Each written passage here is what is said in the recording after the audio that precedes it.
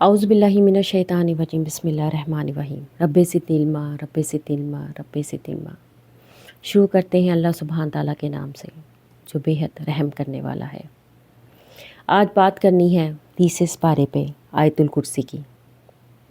آیت الکرسی کا معجزہ، دا میریکل آف آیت الکرسی۔ آیت الکرسی ایک ہی آیت ہے لیکن اس میں 9 جملے ہیں۔ پہلے جملے میں اللہ تعالیٰ کے 2 نام آتے ہیں، الحی القیوم، اور ان دونوں ناموں کو اسم اعظم بھی کہا جاتا ہے۔ آپ جب بھی دعا مانگیں اللہ سبحانہ تعالیٰ کے 2 ناموں کو ساتھ لے کر دعا مانگیں، الحی القیوم۔ بہت سی دعائیں ایسی ہیں جو اللہ سبحانہ تعالیٰ کے ان 2 ناموں سے شروع ہوتی ہیں، اور یہ 2 نام کہیں نہ کہیں اللہ سبحانہ تعالیٰ کی بے شمار دعاؤں میں بھی آتے ہیں۔ اللہ تعالیٰ کی 2 نام الحی القیوم ہے، اور آخری یعنی جو اس صورت کا، اس آیت کا 9واں جملہ ہے، اس میں بھی اللہ تعالیٰ کے 2 نام آتے ہیں، العلی العظیم۔ لفظ سنتوں کا مطلب ہوتا ہے قنوت کی، اور نوم کا مطلب ہوتا ہے نیند۔ جب آپ کسی چیز کی حفاظت کرتے ہیں اور تھک جاتے ہیں تو آپ پر قنوت کی چھانے لگتی ہے، اور پھر آخرکار آپ پر نیند طاری ہو جاتی ہے۔ یہ صرف اس لیے کہ آپ گھنٹوں تک لگاتار ایک ہی چیز کی حفاظت کرتے کرتے تھک جاتے ہیں۔ دوسرے جملے میں اللہ سبحانہ تعالیٰ فرماتے ہیں کہ نہ انہیں اونگ آتی ہے اور نہ نیند۔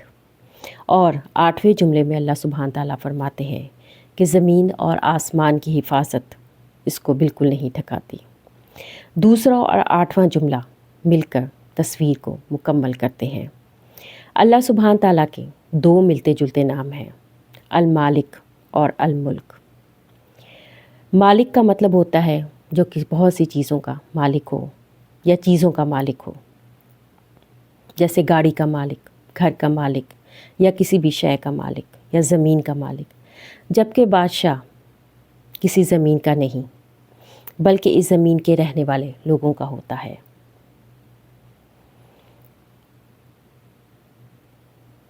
تمام اختیارات اللہ سبحانہ تعالیٰ کے ہاتھ میں ہیں۔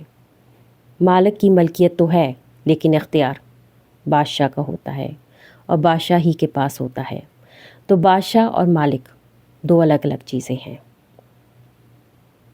تیسرے جملے میں اللہ سبحانہ تعالیٰ فرماتا ہے کہ اس کی ملکیت میں جو چیزیں ہیں، یعنی آسمان زمین کے درمیان جو کچھ بھی ہے، اور 7ویں جملے میں اللہ فرماتا ہے کہ اس کی کرسی نے زمین اور آسمان کو گھیر رکھا ہے، یعنی آسمان اور زمین کے درمیان جو کچھ بھی ہے اس کا احاطہ کیے ہوئے ہے، اسی کی بادشاہت ہے اور اسی کی کرسی اس پر قائم ہے۔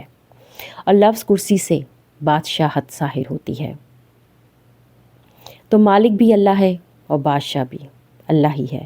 اس طرح تیسرے اور 7ویں جملے میں آپ دیکھیں تو ایک خاص تعلق قائم ہوتا ہے۔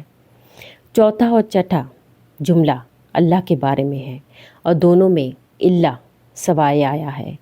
کوئی شفاعت نہیں کر سکتا سوائے اس کے کہ جس کے لیے اللہ تعالیٰ اجازت دے۔ وہ کچھ نہیں جان سکتے سوائے اس کے جس کا علم اللہ سبحانہ تعالیٰ دے دے۔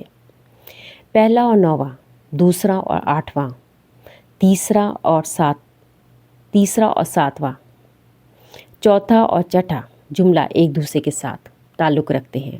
یہ قرآن کے اسلوب کی انتہائی خوبصورتی ہے۔ اب بچا 5واں جملہ، یعنی درمیان والا جملہ۔ تو بالکل درمیان میں اللہ سبحانہ تعالیٰ فرماتا ہے وہ جانتا ہے کہ اس کے آگے کیا ہے اور اس کے آگے پیچھے کیا ہے۔ سبحان اللہ۔ قرآن ایک زبانی کلام ہے۔ جب ہم بات کرتے ہیں تو یاد بھی نہیں رہتا کہ 2 منٹ پہلے ہم نے کیا کہا تھا۔ انہی باتوں کو اسی ترتیب سے دہرانا ہو تو ناممکن سی بات لگتی ہے۔ کیا انسان 9 جملے اس طرح بول سکتا ہے کہ پہلا اور 9واں، دوسرا اور 8واں، اور اسی طرح باقی ایک دوسرے سے بہت خوبصورتی کے ساتھ جڑے ہوئے ہوں؟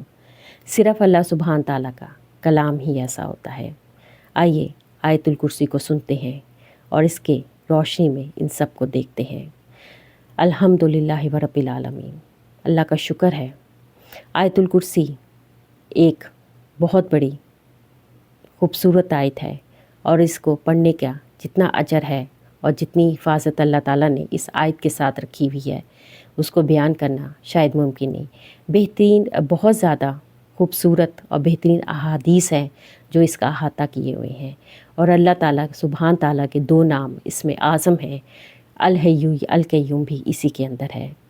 ہم اللہ سبحان تعالیٰ سے دعا کرتے ہیں کہ وہ الحی القیوم ہے، اپنی اس نام کی برکات کے ساتھ جو وہ ہمیشہ رہنے والا ہے، ہمیں معاف کرے اور ہمیں اپنی رحمت سے نوازے اور ہم سے راضی ہو جائے۔ آمین یا رب العالمین۔